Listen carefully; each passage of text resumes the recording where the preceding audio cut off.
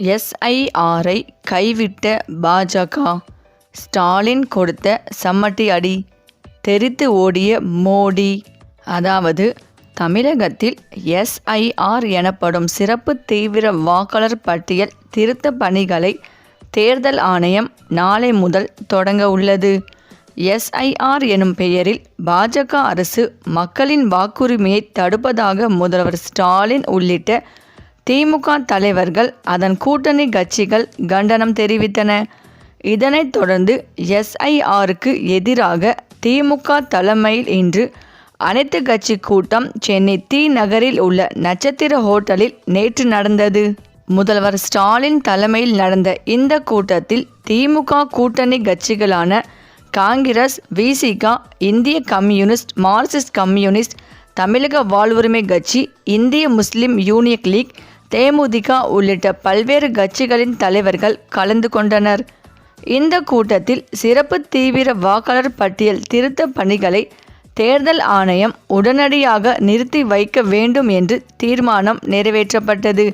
மக்களின் வாக்குறுதியை பறிக்கும் எஸ்ஐஆரை நிறுத்தாவிட்டால் அனைத்து கட்சிகள் சார்பில் உச்சநீதிமன்றத்தில் வழக்கு தொடரப்படும் என்றும் அனைத்து கட்சி கூட்டத்தில் முடிவெடுக்கப்பட்டது.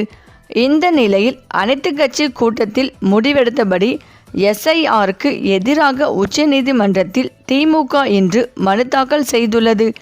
திமுக சார்பில் அக்கட்சியின் அமைப்பு செயலாளர் RS பாரதி மனு தாக்கல் செய்துள்ளார். அந்த மனுவில் பருவமழை மற்றும் கிறிஸ்துமஸ், பொங்கல் பண்டிகை வருவதால் இந்த நேரத்தில் சிறப்பு தீவிர வாக்காளர் பட்டியல் திருத்த பணிகளை மேற்கொள்வது உகந்த காலம் அல்ல.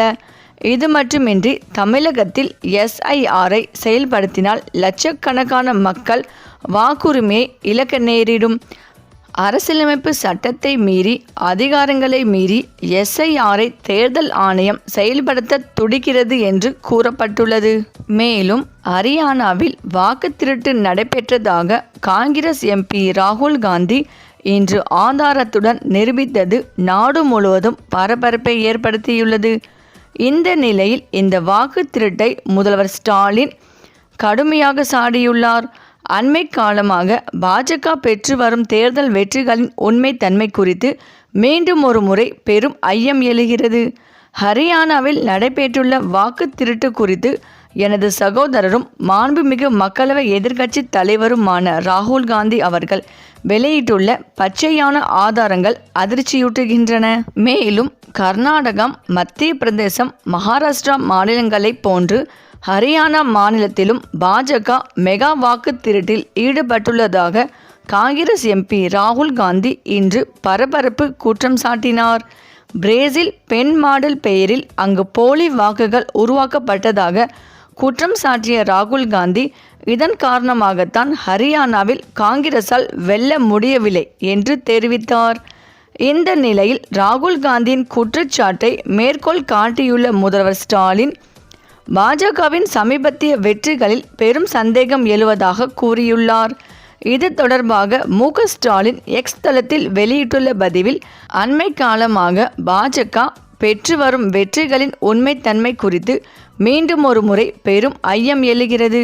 ஹரியானாவில் நடைபெற்றுள்ள வாக்கு திருட்டு குறித்து எனது சகோதரரும் மாண்புமிகு மக்களவை எதிர்க்கட்சி தலைவருமான ராகுல் காந்தி வெளியிட்டுள்ள பச்சையான ஆதாரங்கள் அதிர்ச்சியூட்டுகின்றன. வெறுப்பினை மூட்டி பொய் வாக்குறுதிகளை கூறி 2014 ஆட்சிக்கு வந்த பாஜகவின் பிளவுவாத அரசியலை மக்கள் இனியும் நம்ப தயாராக இல்லை என்ற நிலை எப்போதோ ஏற்பட்டுவிட்டது. ஆகையால் தேர்தலில் முறைகேடுகள் என்பதை எல்லாம் தாண்டி வாக்காளர் பட்டியலையே அப்பட்டமான அட்டூழியத்தை அரங்கேற்றி மக்களின் ஜனநாயக தீர்ப்பை களவாண்டு இன்று அம்பலப்படுத்தி நிற்கிறது. இதன் அடுத்த கட்டம்தான் எஸ்ஐஆர் என்ற பெயரில் மக்களின் வாக்குரிமையை பறிக்கும் சதி என்பதற்கு பீகாரும் இன்று வெளியாகியுள்ள ஹரியன் ஃபைல்ஸ்மே சான்று. இவை அனைத்துக்கும் பொறுப்பான தேர்தல் ஆணையம் இத்தனை குற்றச்சாட்டுகள் அடுக்கடுக்கான ஆதாரங்களோடு முன்வைக்கப்பட்டும் எந்த ஒரு முறையான விளக்கமும் அளிக்காமல் இருப்பது வேதனையளிக்கிறது. மக்களின் வரிப்பணத்தில் இயங்கும் தேர்தல் ஆணையம் மக்கள் மன்றத்தில் உரிய பதில் சொல்லி இந்தியாவின் மக்களாட்சி முழுவதும் குழி தோண்டி புதைக்கப்படவில்லை என நம்பிக்கையை துளிர்க்க வைக்குமா என்று தெரிவித்துள்ளார். இந்த நிலையில் திருநெல்வேலியில் நடைபெற்ற சுற்றுச்சூழல் விழிப்புணர்வு நிகழ்ச்சியில் கலந்து கொண்ட தமிழக சட்டப்பேரவைத் தலைவர் மு. அப்பாவு இந்திய தேர்தல் ஆணையம் ஒரு தலைபட்சமாக செயல்படுகிறது என குற்றம் சாட்டினார். பல ஆண்டுகளாக வாக்களித்து வரும் ஒருவரை புதிய படிவம் நிரப்பி மீண்டும் பதிவு செய்ய சொல்லும் உரிமை யாருக்கும் இல்லை. இது வாக்காளர் உரிமையை அவமதிக்கும் செயல். இதை எதிர்த்து உச்சநீதிமன்றத்தில் வழக்கு தொடர்ந்தால் நிச்சயம் நல்ல தீர்ப்பு வரும் என்று அப்பாவு தெரிவித்தார். கள்ளக்குறிச்சி சம்பவம் தொடர்பாக நடிகர் விஜய் கூறிய கருத்தை தீவிரமாக விமர்சித்த அவர், முதல்வர் ஸ்டாலின் குறுகிய மனப்பான்மையுடன் நடக்கிறார் என கூறியுள்ளார். ஆனால் 41 பேர் உயிரிழந்த சம்பவத்தில் இரவு முழுவதும் மருத்துவமனையில் இருந்து மக்களுக்கு ஆறுதல் கூறியவர் முதல்வர்தான். கொடூர எண்ணம் இருந்திருந்தால் குற்றவாளிகளை சிறையில் அடைத்திருப்பார். ஆனால் மனித நேயத்தோடு நடந்தார் என்றார். மேலும் முதல்வருக்கு தைரியம் இருந்தால் விஜயை கைது செய்திருப்பார் என எதிர்க்கட்சிகள் கூறுகின்றனர்.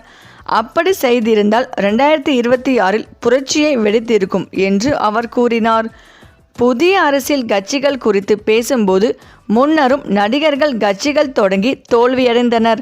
அந்த வரலாற்று பட்டியலில் 11வது இடம் விஜய்க்கு சேரும் என அப்பாவு விமர்சித்தார். வரவிருக்கும் தேர்தல் குறித்து அவர் 2026 மு.க. ஸ்டாலின் மீண்டும் முதல்வராக வருவார். மக்களிடையே அவருக்கு மிகுந்த மரியாதையும் நம்பிக்கையும் உள்ளது. திமுக தலைமையில் இதுவரை எந்த தேர்தலிலும் தோல்வி ஏற்படவில்லை என நம்பிக்கை தெரிவித்தார் அப்பாவு. இந்த நிலையில் தமிழ்நாட்டில் நாளை முதல் சிறப்பு தீவிர திருத்த பணிகள் தொடங்குகிறது. இந்த வார்த்தை ஒலிக்க ஆரம்பத்தில் இருந்தே இது குறித்து சர்ச்சைகள் தொடர்ந்து எழுந்து கொண்டே இருக்கின்றன. இதனால் SIR என்றால் என்ன, இது ஏன் நடத்தப்படுகிறது, இதில் நாம் என்ன செய்ய வேண்டும் போன்ற கேள்விகள் நமக்குள் எழுகின்றன. சிறப்பு தீவிர திருத்தம் என்றால் வாக்காளர் பட்டியலில் இடம்பெற்றிருக்கும் அனைவரும் இந்திய குடிமக்கள் தானா என்பதை சரிபார்ப்பது ஆகும். ஒருவேளை வாக்காளர் பட்டியலில் இடம்பெற்றிருக்கும் குறிப்பிட்ட நபர் இந்திய குடிமகன் இல்லை என்றால் அவரது பெயர் நீக்கப்படும். மேலும் இந்த திருத்த பணிகளில் போலி வாக்காளர்கள் இறந்தவர்களின் பெயர்களும் நீக்கப்படும். ஒருவரின் பெயர் ஒன்றுக்கும் மேற்பட்ட தொகுதிகளில் இருந்தால் இந்த திருத்த பணியின் போது தற்போது குடியிருக்கும் தொகுதிக்கு மட்டுமே வாக்குரிமை மாற்றப்படும். இந்த திருத்த பணியை ஆங்கிலத்தில் ஸ்பெஷல் இன்டென்சிவ் ரிவிஷன் என்று கூறுகின்றனர். இந்தியாவில் கடைசியாக 2002ஆம் ஆண்டில் இருந்து 2004ஆம் ஆண்டு வரை இந்த திருத்த பணிகள் மேற்கொள்ளப்பட்டது. அதன் பின் திருத்த பணிகள் நடைபெறவே இல்லை. தற்போது வாக்காளர் பட்டியலில் இந்திய குடிமக்கள் அல்லாதவர்கள், இறந்தவர்கள், போலி வாக்காளர்கள் என பலரின் பெயர்கள் பெருகிவிட்டன. இதனால் தேர்தலின் போது பல குளறுபடிகள் நடக்கின்றன.